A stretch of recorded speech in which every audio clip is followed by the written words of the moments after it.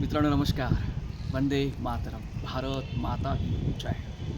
छत्रपती शिवाजी महाराज की जय. धर्मवीर छत्रपती संभाजी महाराज की जय.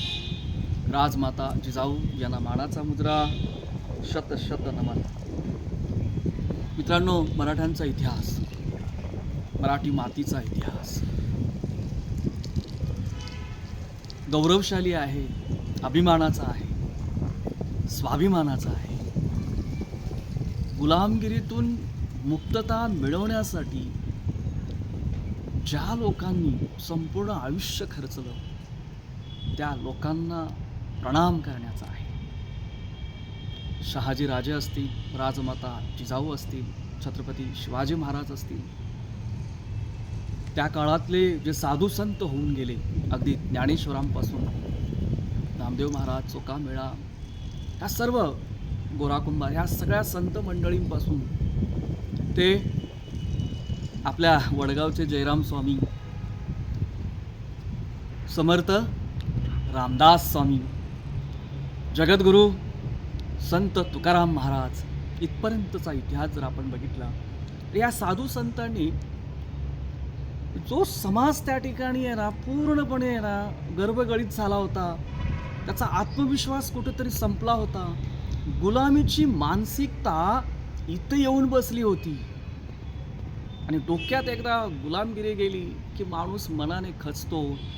मनाने खचलेला माणूस, त्याच्यामध्ये कधीही सामर्थ्य येऊ शकत नाही, इच्छाशक्ती निर्माण होऊ शकत नाही.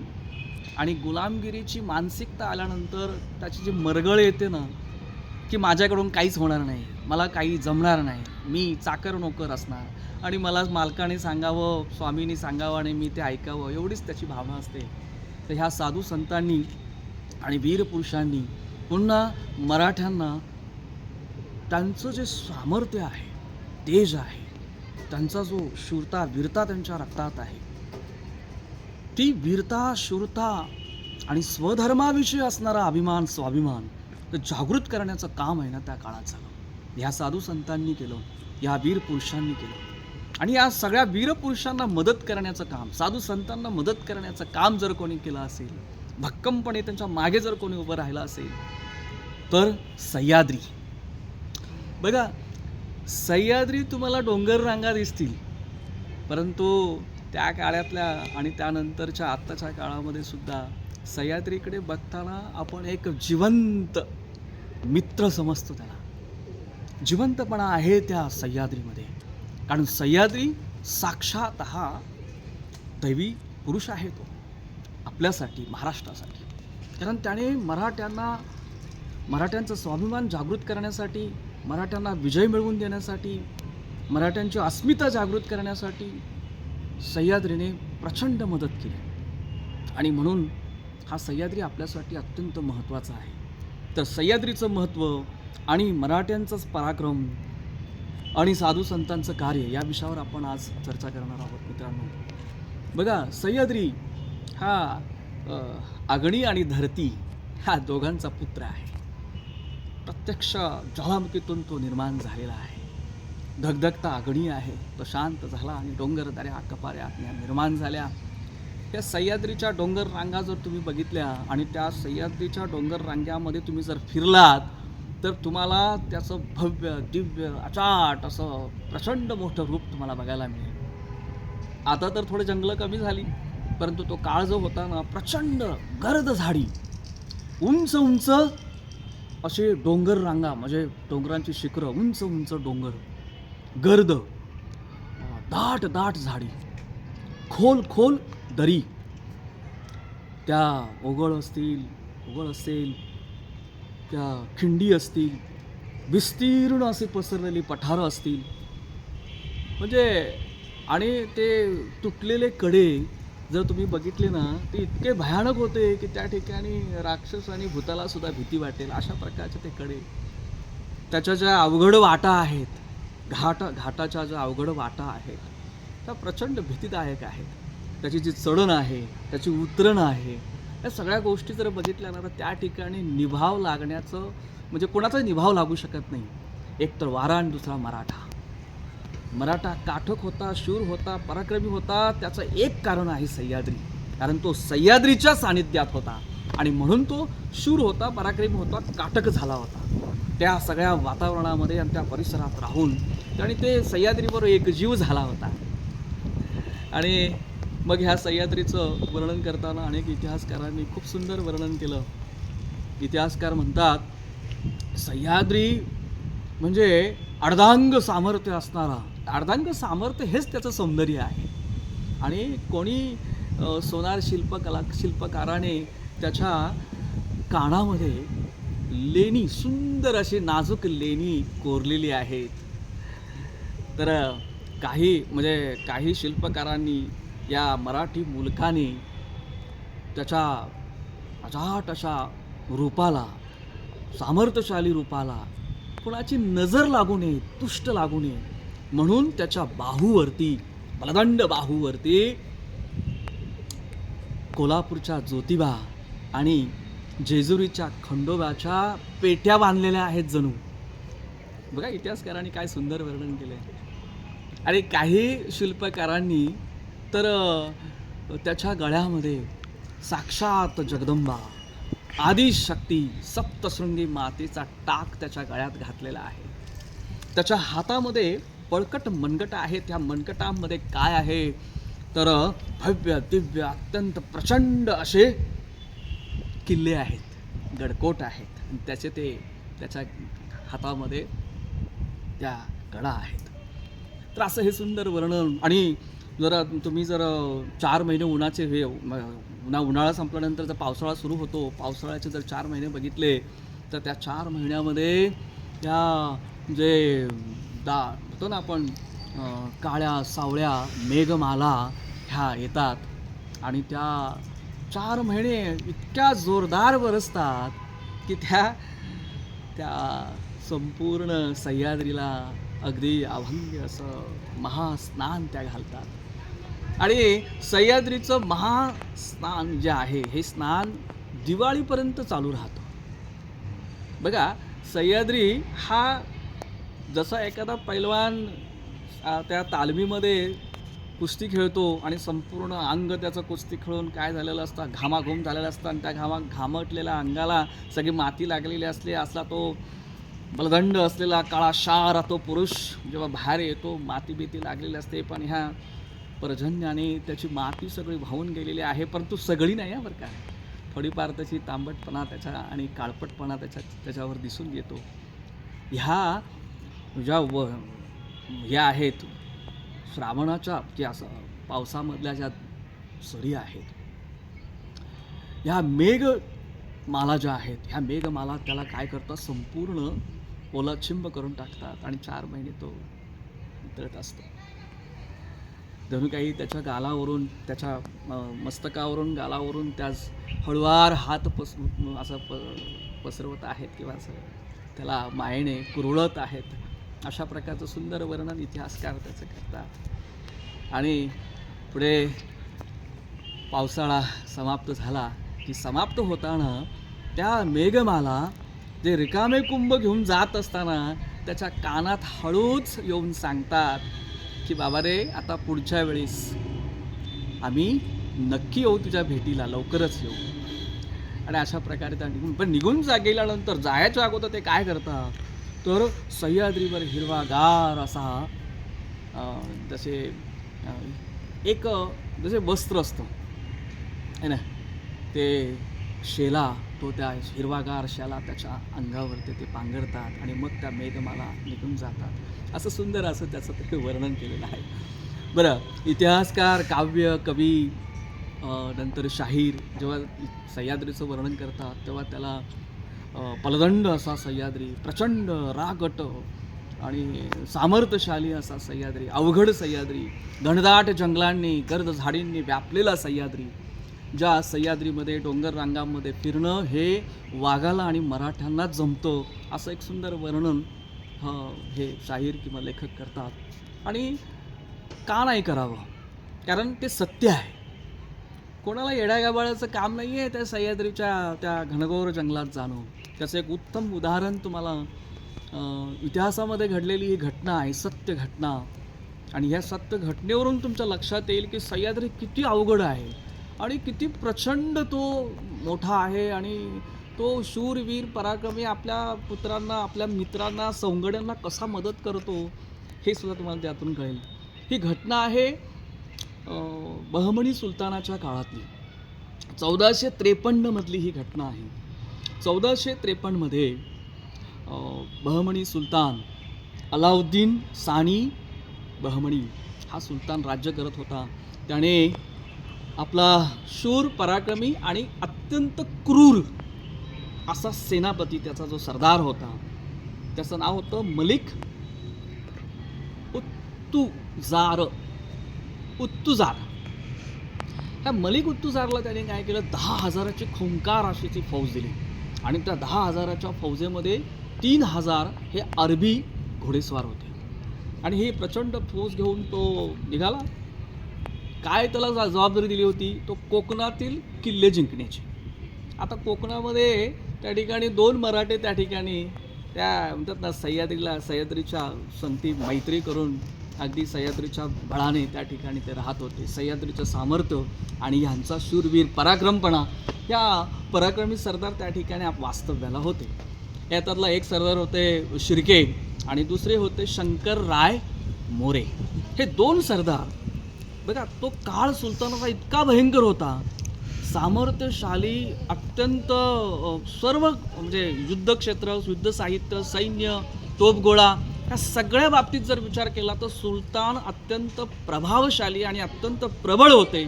आणि अशा सुलतानांच्या विरोधामध्ये लढण्यासाठी कोणत्याही प्रकारची मराठी फौज किंवा राजा शिल्लक राहिला नव्हता. अशा काळामध्ये हे मराठे तग धरून होते सह्याद्रीच्या मदतीने. प्रचंड मोठा सह्याद्री आणि त्या सह्याद्रीच्या कड्या कपाऱ्यामध्ये, गुहांमध्ये, त्या खिंडीमध्ये, त्या दऱ्याखोऱ्यामध्ये, त्या किल्ल्यांमध्ये हे मराठे त्या ठिकाणी काय होते, त्या ठिकाणी म्हणजे आपलं राज्य करत होते. त्यातला पहिले मराठे आपण बघितले शिर्के, अत्यंत शूरवीर पराक्रमी मराठा घराणं होतं ते. आणि दुसरं मराठा घराणं होतं ते म्हणजे शंकरराव मोरेंचं घराणं.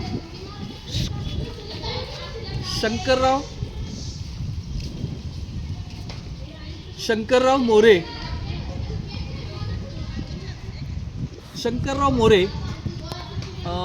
हे अत्यंत मोठं घराणं होतं आणि हे मोठं घराणं त्या ठिकाणी काम करत, म्हणजे त्या ठिकाणी सह्याद्रीच्या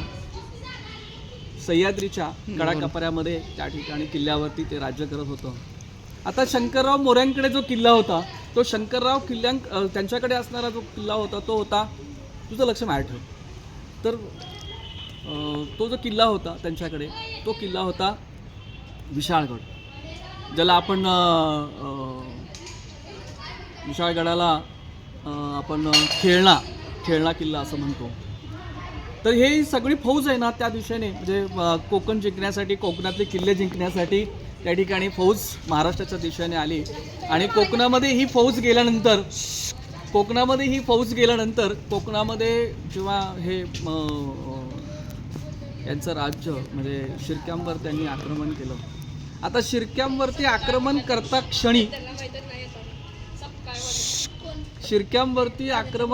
क्षणी शिर्क्यांनी काय केलं, त्या ठिकाणी शरणागती पत्करली. किल्ल्यावरून लगेच खाली आले ते आणि ते शरणागती पत्करली आणि ते म्हणाले की एवढी मोठी आता 10,000ची फौज आहे आणि हा मलिक उत्तुजार अत्यंत खुंकार होता, क्रूर होता, आता याच्याबरोबर काय लढायचं हे नाही. आणि तुटपणची मराठ्यांची फौज घेऊन आपण लढलो तर आपला पराभव होणार. लगेच शिर्के खाली आले, लगेच त्याला म्हटले बाबा रे आम्ही तुला शरण आलोय वगैरे.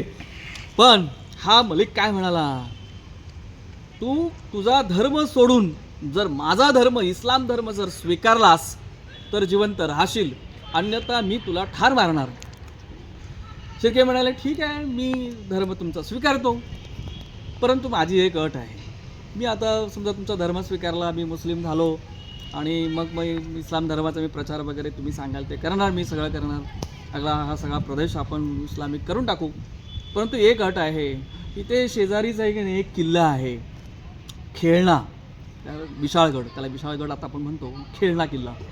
त्या किल्ल्यावरती एक मराठा सरदार म्हणजे सरदार राहतो आणि तो शंकरराव मोरे म्हणून त्याचं नाव आहे. त्याचा बंदोबस्त आपल्याला पहिला केला पाहिजे, कारण त्याचा बंदोबस्त नाही केला तर उद्या तो काय करणार, मला तो त्रास देणार. तर त्याला वाटलं की यार बरं आहे, एका दगडात दोन पक्षी मारायला हरकत नाही. इकडे हा शिर्के पण आपल्याकडे येतोय आणि तो मोरे पण आपल्या ताब्यात येईल, म्हणजे संपूर्ण कोकण आपल्या ताब्यात येणार. तो झाला तयार. तो तयार झाला, आपलं सैन्य त्याने तयार केलं.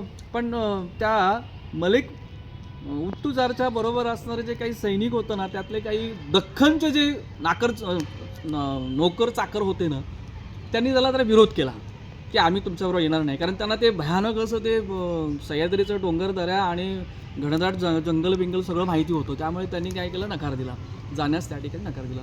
तर त्या नोकर चाकरांना ते दुर्लक्ष करून मलिक उत्तुजार हे आपलं सगळं 10,000 फौज फाटा सगळा घेऊन निघाला. आणि सोबत होते शिर्केनी काय केलं, मोजकेच आपले मावळे, अत्यंत शूरवीर पराक्रमी काटक असे मावळे आपल्याबरोबर घेतले आणि त्या मावळ्यांना बरोबर घेऊन ते निघाले. आता हा मलिक आणि त्याचं संपूर्ण सैन्य, याच्या पुढे कोण होतं, वाठाड्या म्हणून काम कोण करत होतं, तर शिर्के करत होते. आता शिर्क्यांनी काय केलं, पाहुणे आहेत ते नाही, त्यांना त्रास होता कामा नये आणि त्यांचं आपल्याला मन जिंकायचं आहे, त्यांचा विश्वास जिंकायचा आहे. मग शिर्क्यांनी काय आयडिया केली, पहिल्या सुरुवातीला काय केलं, त्यांना 1-2 दिवस आहे ना एका सरळ साध्या त्यातल्या त्यात सोप्या रस्त्याने त्यांना नेलं. आता सह्याद्री आहे शेवटी तो नाही, आणि सह्याद्रीच्या दऱ्याखोऱ्यात त्यांना न्यायचं आहे. त्याला हळूहळू त्यांना त्या जंगलात त्याने नेलं. सुरुवातीचे 2 दिवस गेले. तिसऱ्या दिवशी मात्र शिर्क्यांनी काय केलं, घनदाट आणि अवघड अशा रस्त्याने त्यांना नेण्याचं ठरवलं. आणि ह्या सगळ्या घटनांचं वर्णन त्या काळातला जो इतिहासकार आहे महम्मद कासिम फेरिस्ता, हा फेरिस्ता काय लिहितो आणि त्याचं जे लिखाण आहे त्याच्यावरून आपल्याला ह्या सगळ्या गोष्टीचं गांभीर्य लक्षात येईल आणि सह्याद्रीचं महत्त्व तुमच्या लक्षात येईल. तो फेरिस्ता म्हणतो, शिर्के वाठाडे होते आणि त्यांनी रस्ता दाखवायला सुरुवात केली. पहिले 2 दिवस तर व्यवस्थित प्रवास झाला, पण तिसऱ्या दिवशी त्यांनी भणदास अशा जंगलात नेलं आणि ते जंगल बघितल्यानंतर मर्द वाघ सुद्धा गर्भगळीत होईल असं ते भयानक असं जंगल होतं. आणि त्या जंगलामध्ये ही फौज चालत असताना खूप घामाचलेली होती, थकलेली होती, त्रास त्यांना होत होता. कारण इतके घनदाट जंगल की गर्द आणि दाटीने वाढलेली झाडं, उंच म्हणजे मोठमोठी झाडं, उंच उंच असे शिखरं, डोंगर दऱ्या आणि ते पहाडं आणि खोल खोल दऱ्या. ते तुटलेले जे कडे होते ना, इतके काळे भोर आणि इतके भयानक होते की त्या ठिकाणी जर एखादा राक्षस सैतान त्या ठिकाणी गेला किंवा एखादा समजा भूतप्रेत जरी गेलं त्या ठिकाणी तर त्यालाही भीती वाटेल, इतकं भयानक त्या ठिकाणी ते कड्या कपाऱ्यातून प्रवास करताना आणि त्या दऱ्यातून खाली वाकून बघताना इतकं भयानक ते दृश्य त्या ठिकाणी दिसत होतं. तिथले आतमध्ये सूर्याचा प्रकाश जमिनीपर्यंत पोचत नव्हता आणि तिथे जे उगवलेलं गवत होतं ना, त्या गवताला सुद्धा एखाद्या विषारी सापाच्या दातासारखे असे तीक्ष्ण असं ते गवत होतं.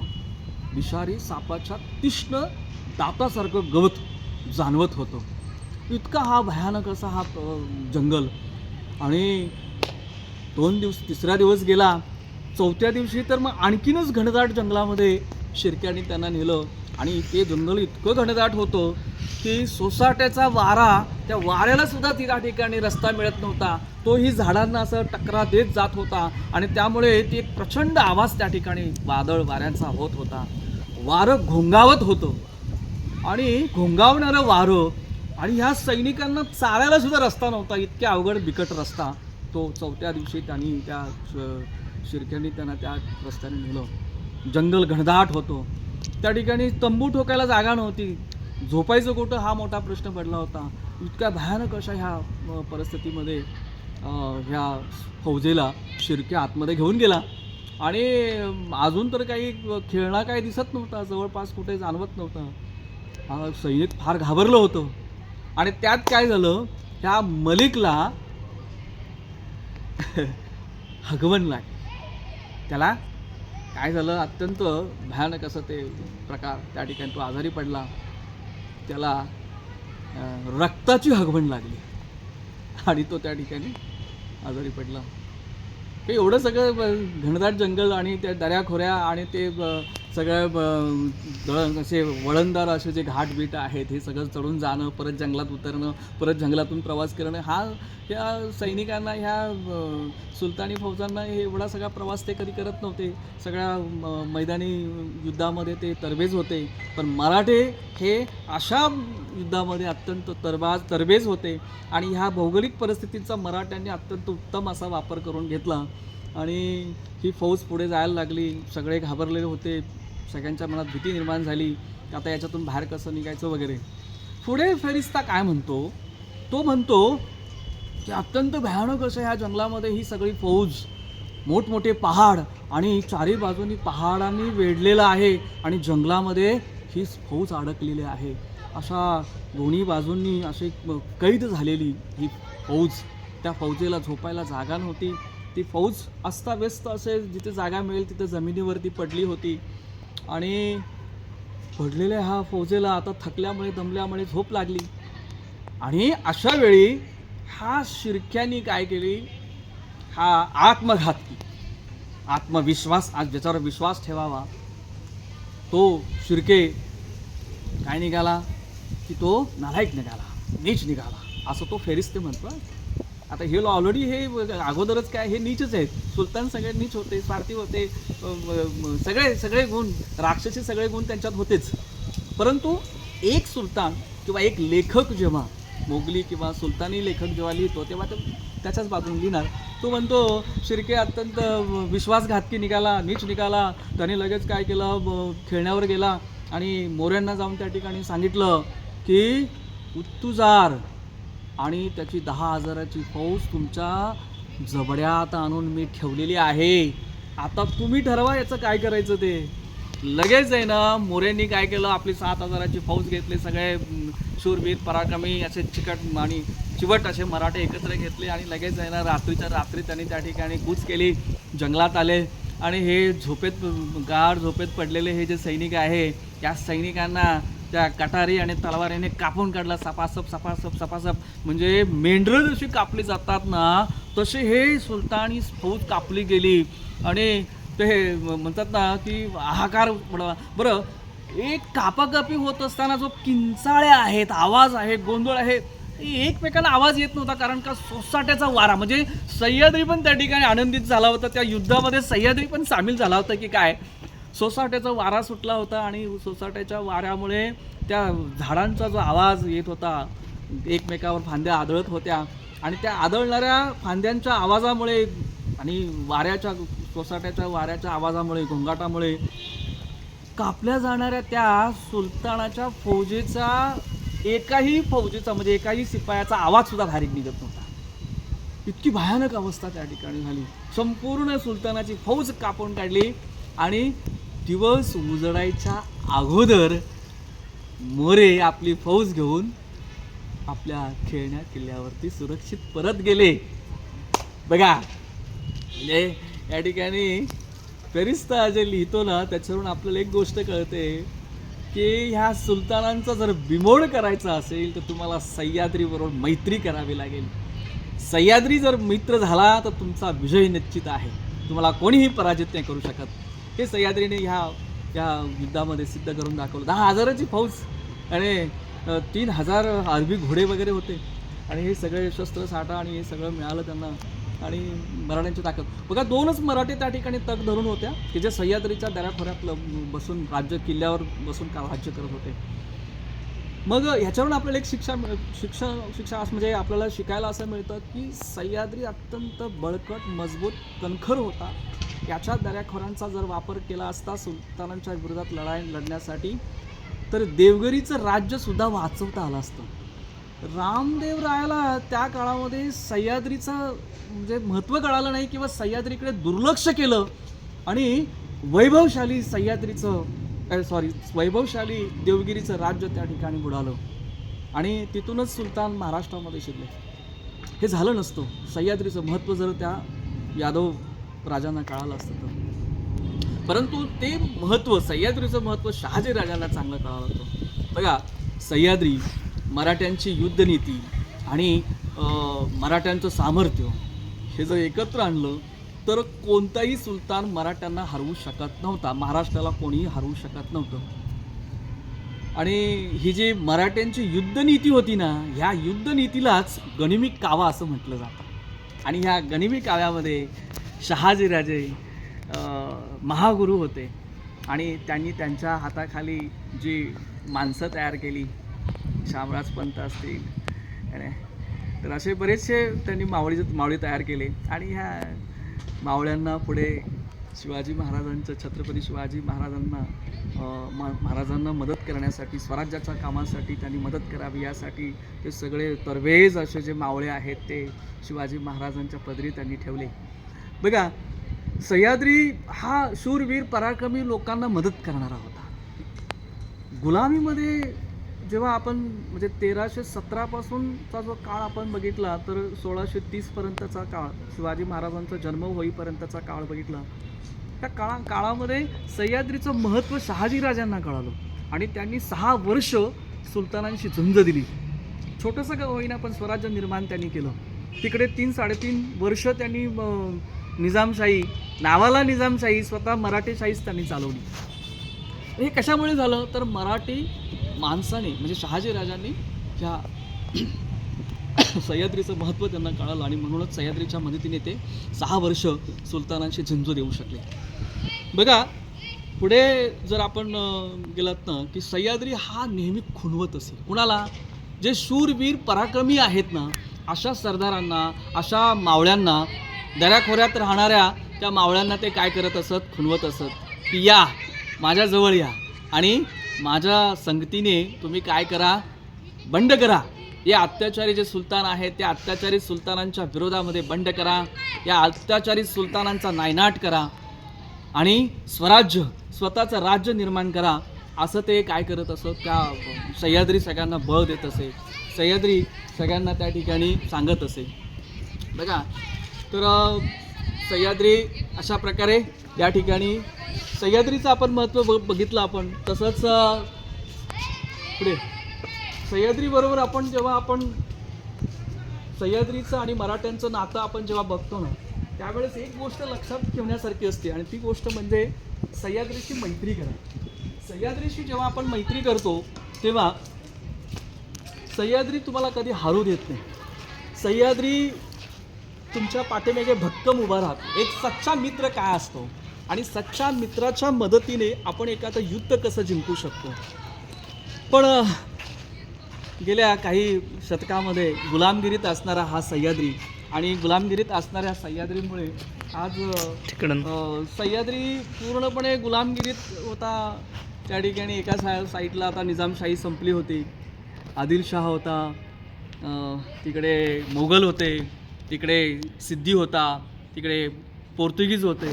अशा ह्या अजगरांच्या विळख्यामध्ये आहे ना तो सह्याद्री अडकला होता. आणि ह्या अजगरांच्या विळख्यातून महाराष्ट्राला मुक्त करणं, मोकळं करणं, गुलामगिरीतून मुक्त करून स्वतःचं स्वराज्य निर्माण करण्याचं आहे की नाही प्रण छत्रपती शिवाजी महाराजांनी घेतला होता. तर शिवाजी महाराजांचं बालपण जर बघितलं आपण म्हणजे सह्याद्रीच्या त्या शिवनेरीवर त्यांचा जन्म झाला आणि सह्याद्रीच्या कानाकोपऱ्यामध्ये आनंद उत्सव निर्माण झाला. हा म्हणजे गुलामगिरीत असणारा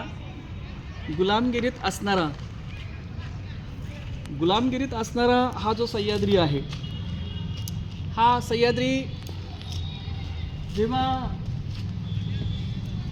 म्हणजे असं म्हणतात ना, एखादी व्यक्ती कशी निपजत पडते की आता काय होऊ शकत नाही. आज आपण गुलामगिरीमध्ये आहोत आणि या गुलामगिरीच्या बेड्या आपल्या कोण तोडू शकतं? तर हे तोडण्याचं काम एखादा वीरशूर पुरुष या ठिकाणी निर्माण जर झाला आणि त्यांनी जर ह्या बेड्या तोडल्या आणि स्वराज्य स्वतःचं निर्माण केलं तर खूप आनंदाची गोष्ट होईल. तर छोटा बाळराजे शिवाचा जन्म झाला आणि असा म्हणजे सह्याद्री जणू काही निद्रा अवस्थेत पडलेला होता. त्याच्या काकेत बगलेत कोणीतरी असं गुदगुल्या केल्यासारखं झालं की काय, की तो जागा झाला आणि तो आनंदित झाला की एक शूरवीर पराक्रमी पुरुष या ठिकाणी कोणीतरी जन्माला आलेला आहे अशी जाणीव त्याला झाली की काय, त्याला आनंद झाला. बघा हे मग छत्रपती शिवाजी महाराजांचं बालपण आपण मागच्या वेळेस बघितलं. त्यांनी आपले जे मावळे तयार केले आणि मावळे तयार करत असताना खेड्या म्हणजे गावामध्ये खेड्यामध्ये दऱ्याखोऱ्यामध्ये या मावळखोऱ्यामध्ये ते फिरले आणि जे म्हणजे असे मराठे त्यांनी निवडले, तरुण पोरं निवडली ज्यांच्याकडे जिद्द आहे, चिकाटी आहे, पराक्रमी पुरुष बघितला क्षणी आपल्याला समजतो, असे वीर त्यांनी निवडले आणि ह्या वीरांचा त्यांनी स्वराज्य निर्माण करण्यासाठी उपयोग करून घेतला. बघा हे सगळी प्रक्रिया घडत असताना जर महाराष्ट्राचा सामाजिक दृष्टिकोनातून आणि धार्मिक दृष्टिकोनातून विचार केला तर त्या काळामध्ये धर्म, भाषा, हिंदू धर्म, संस्कार, संस्कृती आणि भाषा संपूर्णपणे लयास गेली होती आणि ह्या धर्मभाषेला पुन्हा पुनर्जीवित करण्याचं काम त्या काळातल्या संतांनी केलं. आणि पण त्या काळाचा जो सुलतानांचा जो काळ बघितला आपण तर तो इब्राहिम नावाचा सुलतान होता. आदिलशाह इब्राहिम. तो इब्राहिम सुलतानाला त्या काळामध्ये आपले मराठे किंवा मराठी समाज हा काय मानत होता, जगद्गुरू मानत होता. कारण का तर ह्या सुलतानाने काय केलं होतं, त्याचं जे पत्र असायचं हे नाही, एक समजा एखाद्याला त्यांनी आदेश दिला तर त्याच्यावर तो लिहायचा, सरस्वतीचं नाव लिहायचा. त्याला गायनाची आवड होती, म्हणजे वाद्य गायन हे ऐकायला त्याला फार आवडत होतं. तो गायकांचा स्तुती करत असे, त्यांना मान सन्मान देत असे.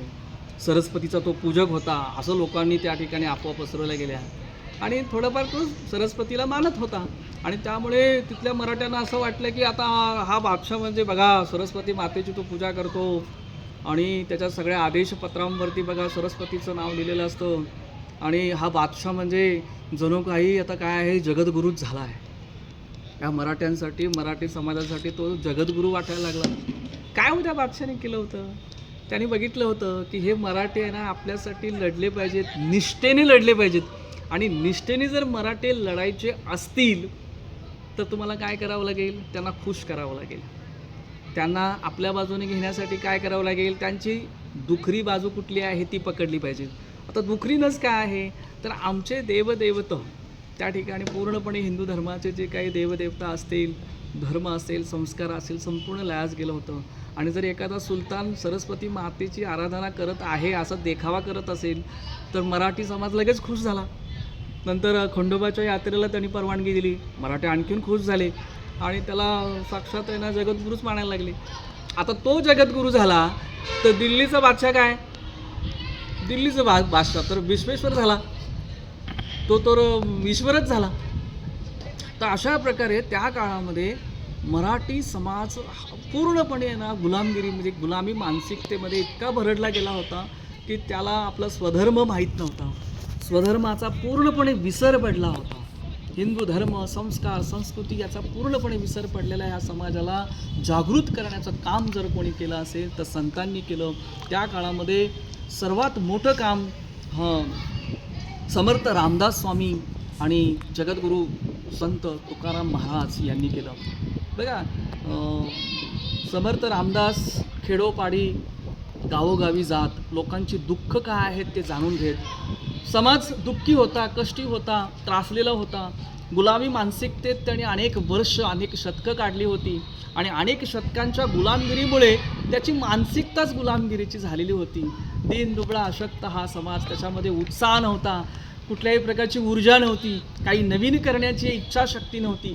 अशा समाजावरच्या दुखऱ्या त्या भावनेवरती, हृदयावरती त्याला त्या संतांनी काय केलं, फुंकर घातला. समर्थ रामदास जेव्हा गावोगावी फिरत तेव्हा लोकांना उपदेश करत. बघा धार्मिक उपदेश करणं, त्यांना मुक्तीचा मार्ग दाखवणं ह्याच्यापेक्षा अत्यंत महत्त्वाची गोष्ट होती त्यांची प्रबळ इच्छाशक्ती त्यांच्यात निर्माण करणं, लढण्याचं बळ त्यांच्यात यावं यासाठी त्यांना जगण्याची प्रेरणा देणं हे अत्यंत महत्त्वाचं होतं. मग गावोगावी वीर शूर पराक्रमी पुरुष निर्माण झाले पाहिजेत. यासाठी रामदास स्वामींनी काय केलं, गावोगावी हनुमानाची मंदिरं स्थापन केली. आजही आपल्याकडे आहेत 11 मारुती आहेत. समर्थ रामदास स्वामींनी स्थापन केलेल्या 11 मारुती आहेत आणि त्याचं दर्शन घ्यायला आम्ही सगळ्यांनी जायला हवं. 11 मारुती स्थापन करण्यामागचं काय काम, कारण काय, तर बलोपासना. गावोगावी खेड्यापाड्यातल्या प्रत्येक तरुणांनी काय केलं पाहिजे, बलोपासना केली पाहिजे, बलवान झालं पाहिजे, शरीर धष्टपुष्ट बनवलं पाहिजे आणि मनगटातली ताकद आपली निर्माण केली पाहिजे. मनगटाच्या ताकदीच्या जोरावरती आत्मविश्वास निर्माण केला पाहिजे. अन्यायाविरुद्ध अत्याचाराविरुद्ध लढण्यासाठी असं त्यांच्यात तेज निर्माण झालं पाहिजे. ह्या गोष्टी अत्यंत महत्त्वाच्या होत्या. म्हणजे जगण्याचा मार्ग, ते काय पोटापाण्याचा मार्ग किंवा मुक्तीचा मार्ग हे नंतर, अगोदर गुलामगिरीतून बाहेर ह्या समाजाला काढणं फार गरजेचं होतं आणि गुलामगिरीतून बाहेर काढण्याचं काम हे संत मंडळी करत होते. रामदास स्वामींनी काय म्हणलं, जय जय रघुवीर समर्थ है ना, आणि समर्थाची या ठाई म्हणजे सेवका वक्रदृष्टी पाहे असा जगी कोण आहे. म्हणजे ते म्हणत की समर्थाचे जे सेवक आहेत त्यांच्याकडे वक्रदृष्टीने बघणारा असा कोण आहे या जगामध्ये, तो कोणीही नाही. हे गावोगावी जात, त्या ठिकाणी प्रत्येक आता गावोगावी हनुमानाची स्थापना मंदिरामध्ये झालेली होती आणि त्याच्यामुळे जे धर्मकार्य आहे म्हणजे बलोपासनाचं कार्य त्या ठिकाणी मोठ्या वेगाने सुरू झालं. तरुण वर्ग आहे तो जागृत होऊ लागला आणि मारुती स्तोत्र आज मंदिरामध्ये म्हटलं जाऊ लागलं. हे ना, भीमरूपी महारुद्र वज्र हनुमान मारुती प्रणारी अंजनी सुता रामदूता प्रबंधना, हे सूत्र सर्व ठिकाणी हनुमान स्तोत्र म्हटलं जाऊ लागलं. पुन्हा नवचैतन्य समाजामध्ये निर्माण झालं. तरुण वर्ग आज आपल्या शरीराला बलदंड बाहू व्हावं, आपलं शरीर वज्राचं व्हावं यासाठी तालमीत जाऊ लागला, व्यायाम करू लागला, सकाळी पहाटे उठू लागला, पहाटे उठून व्यायाम केल्यानंतर परमेश्वराची आराधना करू लागला. आणि अशा प्रकारे रामदास स्वामींनी बलोपासनाची सर्वांना त्या ठिकाणी उपदेश केला. तसेच अनेक संत त्या काळामध्ये, जसं आता जयराम स्वामीचं वडगाव आपण म्हणतो आपलं गाव, त्या गावामध्ये जयराम स्वामींची समाधी वगैरे आहे. जयराम स्वामींनी आणि अनेक त्यावेळच्या संतांनी लोकांना जागृत करण्याचं काम केलं. म्हणजे लोकांमध्ये जो धर्मकार्याविषयी, आपल्या धर्माविषयी जी अनास्था निर्माण झाली होती, ती अनास्था दूर करून धर्मतेज, शास्त्र तेज यांना निर्माण करण्याचं काम या संतांनी केलं. ते सांगत की फक्त देवावर अवलंबून राहू नका, रडत बसू नका, लवकर उठा, बलाची उपासना करा, देवाची पूजा करा, लिखाण करा, वाचन करा, आपसात भांडू नका आणि एकमेकांच्या कुरघोड्या करू नका आणि एकमेकांना मदत करा है ना. जे चांगलं आहे ते करा, जे वाईट आहे ते टाळा, स्वच्छ राहा. या सगळ्या खूप उपदेश आहे ना लोकांना ते करत आणि हळूहळू समाजाचं परिवर्तन म्हणजे समाज प्रबोधनाचं काम या संत मंडळींनी केलं. आता जसं समर्थ रामदास स्वामी कृष्णा नदीच्या परिसरामध्ये सह्याद्रीच्या शिखरावर दऱ्या म्हणजे सह्याद्रीच्या दऱ्याखोऱ्यामध्ये फिरत सह्याद्रीच्या शिखरावर राहत, तसेच एक सत्पुरुष संत जगद्गुरू संत तुकाराम महाराज जे इंद्रायणीच्या काठी भंडारा डोंगराच्या वरती ते काय करत, भजन कीर्तन करत आणि मग जो समाज भोंदू बाबा असतील, फकीर असतील, पीर असतील, हे मठ स्थापन करून भोळ्या भापट्या भाविकांना फसवणारे मठाधिपती असतील, ह्या सगळ्या म्हणजे धर्माचं ज्या पद्धतीने अधर्मीकरण झालं होतं, लोकांना फसवण्याचं काम त्या ठिकाणी सुरू होतं. या फसवणाऱ्या लोकांवरती तुकाराम महाराज जगद्गुरू संत तुकाराम महाराज त्या ठिकाणी काय करत होते, घाव घालत होते ते म्हणत होते, काय म्हणत होते? भले तर देऊ कासेची लंगोटी, नाठाळाच्या माथी हाणू काठी. हे जे नाठाळ मंडळी आहेत, हे फकीर आहेत, पीर आहेत, तुमचे भोंदू बाबा आहेत, हे फसवत आहेत तुम्हाला, हे झूट आहेत. आणि ह्या लोकांच्या नादाला लागून तुम्ही तुमचा संसार काय कराल, त्या ठिकाणी संपून टाकाल. त्याऐवजी काय करा तर प्रभू रामाचं नाव घ्या, विठ्ठलाचं नामस्मरण करा. आणि नामाचं महत्त्व आहे की नाही, नामाचं महत्त्व, ते विठ्ठल नामाचं महत्त्व लोकांना सांगू लागले, कीर्तन करू लागले, भजन करू लागले, गावोगावी फिरायला लागले, कीर्तन भजनाच्या माध्यमातून ते जनजागृती करू लागले.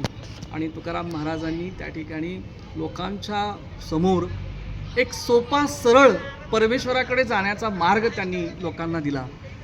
नामस्मरण करा, भजन कीर्तन करा, परमेश्वर तुम्हाला नक्की मिळणार. आणि तुमच्या सुख शांती समाधानासाठी परमेश्वराच्या नामस्मरण किंवा नामउच्चारामध्ये जे बळ आहे, ते बळ तुम्हाला जगण्याचं सामर्थ्य देईल. अशा सगळ्या गोष्टी तुकाराम महाराज लोकांना सांगत होते. आणि भोंदू बाबा जे आहेत त्यांच्यावरती ते प्रहार करत होते. तर अशा प्रकारे समाज प्रबोधनाचं काम संत मंडळी करत होते. एका बाजूला समाजाची त्या ठिकाणी मशागत चालू होती, तर दुसऱ्या बाजूला सुलतानांचं राज्य नष्ट करण्यासाठी स्वराज्य उभं करण्याचं काम छत्रपती शिवाजी महाराज करत होते. तर अशा प्रकारे महाराष्ट्र घडत होता. आणि असा हा सुंदर महाराष्ट्र, स्वराज्याची निर्मिती पुढे कशी झाली, किल्ले कसे घेतले गेले, या विषयावर आपण पुढच्या भागात बघूया. या ठिकाणी थांबूया. जय हिंद, जय महाराष्ट्र, जय हिंदुस्तान.